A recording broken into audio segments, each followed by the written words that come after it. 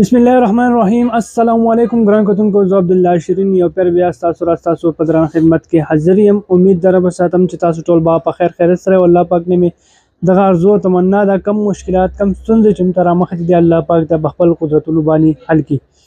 پروګرام کې نن بیا یو موضوع دا وغدار نن سبا چونکې دا هیو ماشوم سره انډرایډ موبایل غټ موبایل دي کم چې هیوی گیمونه کوي او نن سبا دغه یو انلاین جوړی راوتی ده. نو پکار ده چې ما تا په دې باندې نظر وکړو او د روکتام لپاره څه ګامونه پورته کړو، خاص کر خپل ماشومان خپل خپلوانو ماشومان موبایل چیک کو. نن سبا چونکې هر یو ماشوم وایي چې ما گیم وکړی، خو په گیمونو کې بیا قسمونه دي او په هغې باندې بیا انلاین جواري کېږي. نو پکار ده چې دغې نه موږ ډډه وکړو، نور ملګري ماشومان دغې نه منع کړو.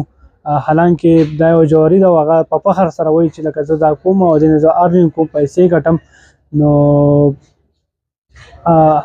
دې د وجې نه بیا ډېرې زیاتې غټې ستونزې راځي، په خلکو باندې قرضې راوړي.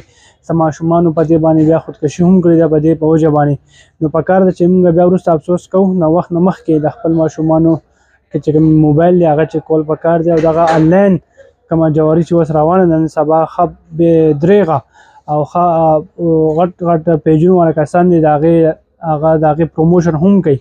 نو په دغه حواله سره موږ پکار ده چې ګامونه پورته کړو او خاص کر کوم والدین چې دي هغه خپل ماشومان له موبایل رالېږي گیم خو بس اوس تفریح ده، اوس د جوګاړ نه جوړېږي. نو گیم وکړي جو ښه ده، خو چې نه دغه گیم نه دی کول پکار ده په کوم کې چې پیسې ستا نه لګي او ته پرې لګې. د په دغه حواله سره ټول ګامونه چتول پکار دي. د الله په امان.